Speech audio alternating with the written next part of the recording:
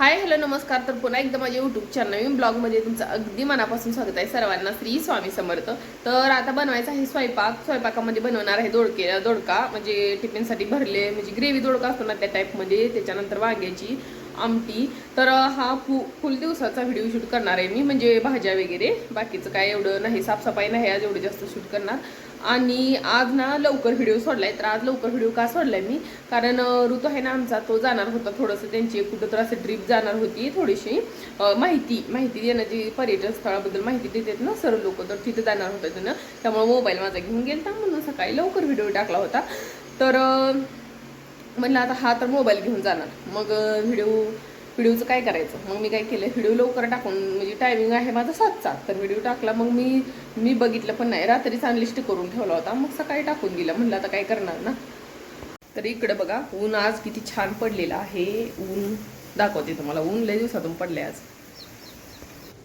त्याच्यामुळं म्हणलं चला जरा वर फेरफटका मारावं. टेरेसवरती आले आणि थोडंसं निवांत रिलॅक्स एक 15-20 मिनटं टाइमपास केला आणि त्याच्यानंतर खाली जाऊन स्वयंपाक बनवत होता. तर बघा किती शेवगा किती छान आलाय. हे पाठीमागचा शेवगा आहे ना, तो मी छाटून घेतलेला होता, तरी पण अजून फुटून आलेला आहे.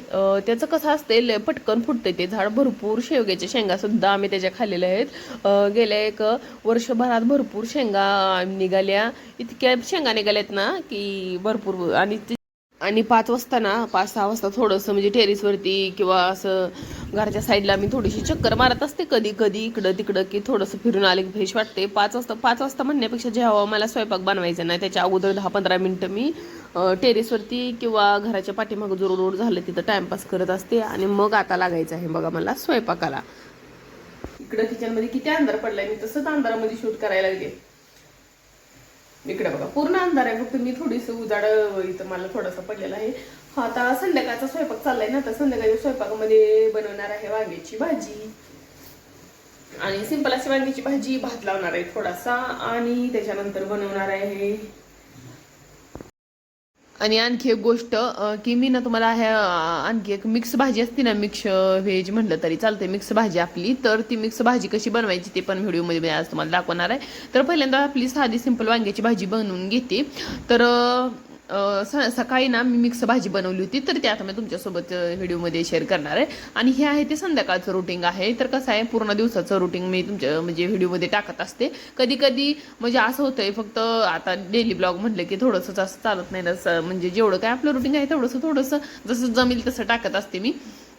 तर आज मोबाईल ना ऋतू घेऊन गेला होता, म्हणून म्हणलं आल्यानंतर मग काय असं होईल थोडं शूट घेतलेलं आहे. आणि 1-2 व्हिडिओ होते ना ते माझे, तर शूट केलेले ते थोडंसं 2-3 व्हिडिओ मी असेच तयार करून ठेवलेले होते. पण काय झालं, ते मोबाईलमध्ये ना माझं स्टोरेज जाम झाल्यामुळे मी खटखट डिलीट करायला गेले, ते 1-2 व्हिडिओ डिलीट झाले. तर असो, इथं आता मी बनवत आहे वांग्याची भाजी. तर वांग्याच्या भाजीमध्ये मस्त असं कांदा, टोमॅटो आणि काळं तिखट, मीठ टाकून घेतलेलं आहे. त्याच्यामध्ये वांगी टाकून घेतलेले आहेत, वांगी फ्राईड व्हायला टाकलेले आहेत. आणि त्याच्यानंतर टाकलेलं आहे चवीनुसार मीठ आणि शेंगदाण्याचा कूट. तर ही ना असं शेंगदाण्याचं कूट मी अगोदर का टाकते, तर अगोदर तुम्ही शेंगदाण्याचा कूट टाकून बघा, काय होतं माहिती का, ती भाजी जी नंतरून असं आपण वरून शेंगदाण्याचा कूट टाकतो ना, तर एवढी टेस्ट लागत नाही. शेंगदाणे जरी अगोदर आपण भाजले असले ना, तरी पण परत एकदा असे तेलामध्ये हलवून भाजून जर आपण केलं तर भाजीला एक वेगळीच टेस्ट येते छान. तर आता इथं बनवणार आहे मी मिक्स व्हेज भाजी, म्हणजे मिक्स भाजी म्हटलं तरी चालतंय. तर काय काय जण मिक्स व्हेज पण म्हणतात, वेगवेगळी नावं असतात आपल्या ह्याच्याप्रमाणे.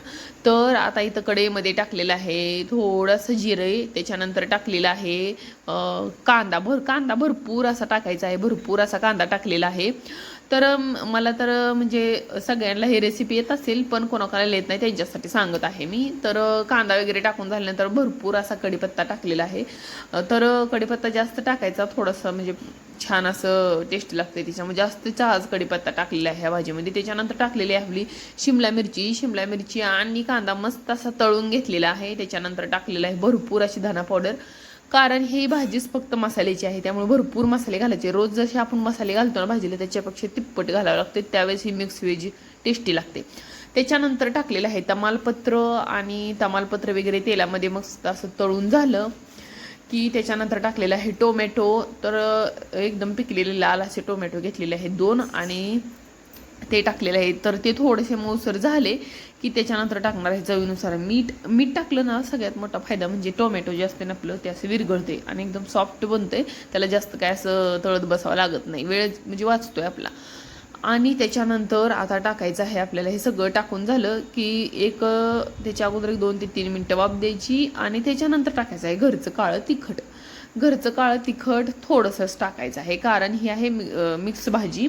तर आपल्याला थोडीशी हॉटेल स्टाईल पाहिजे असते ना, तर आपण जास्त तिखट टाकायचं ना, हॉटेलमधल्यासारखीच लागते एकदम परफेक्ट. तर आता टाकलेला आहे बघा मी. हा मसाला जे टाकत आहे ना, तो मसाला आहे आपला याचा मसाला, नूडल्सचा मसाला असतो ना, तो मसाला टाकायचा आहे. आणि तुमच्याजवळ जो शेजवान चटणी असेल ना, तर टाकलं तर 1 नंबर. माझ्याकडली आता सध्या शेजवान चटणी संपलेली आहे, त्याच्यामुळे याच्यात मी शेजवान चटणी टाकत नाही. खूप छान टेस्ट येते, एकदम हॉटेल स्टाईल म्हणजे भाजी म्हणलं तरी चालते. आता याच्यामध्ये टाकलेलं आहे फ्लॉवर, बटाटा आणि वांग. हे सगळं धुवून स्वच्छ कट करून घेतलेलं होतं. तर एवढ्या भाज्या, आता हे एवढ्या भाज्या तुम्हाला दिसतात, पण हे शिजून अगदी थोड्या होते त्या.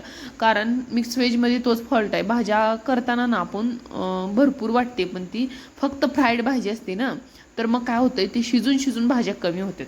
त्यामुळे भाजी करताना कधीही भरपूर क्वांटिटीमध्ये आपण मसाले राईस वगैरे कशा भाज्या चिरतो तशा भरपूर भाज्या घ्यायच्या.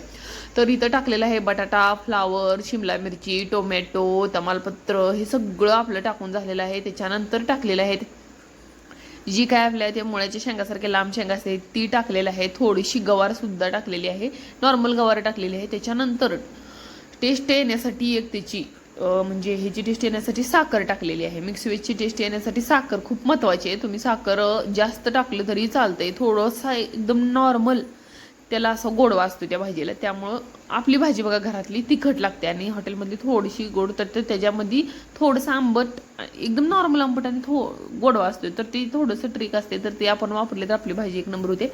काय काय जण ग्रेव्ही करून पण टाकते त्यात, टोमॅटो आणि नाही का कांद्याची ग्रेव्ही करून पण टाकते. पण मला ना ग्रेव्हीपेक्षा ही अशी आवडते, म्हणून मी तुम्हाला हे सांगते. तर काय काय जण म्हणतील आता ही कुठं मिक्स व्हेज आहे, ह्याच्यात कुठे ग्रेव्ही, तर ती 2 प्रकारची असते, एक तर ग्रेव्हीची आणि नसलं तर मग ही फ्राईड भाजी. तर मी फ्राईड मिक्समधली फ्राय भाजी केलेली आहे. ग्रेव्हीची म्हटलं ना तुम्हाला, अशीच पद्धत असते, फक्त टोमॅटो आणि कांदा याची प्युरी असते ना, ती अगोदर टाकून घेते. तर त्याला ना ती ग्रेव्ही भाजी झाली, ही फ्राय भाजी झाली. तर हे सगळं टाकून झालं ना, तर मस्त असं फक्त तेलामध्ये आपल्याला फ्राय करून घ्यायचं आणि भाजी आपली तयार.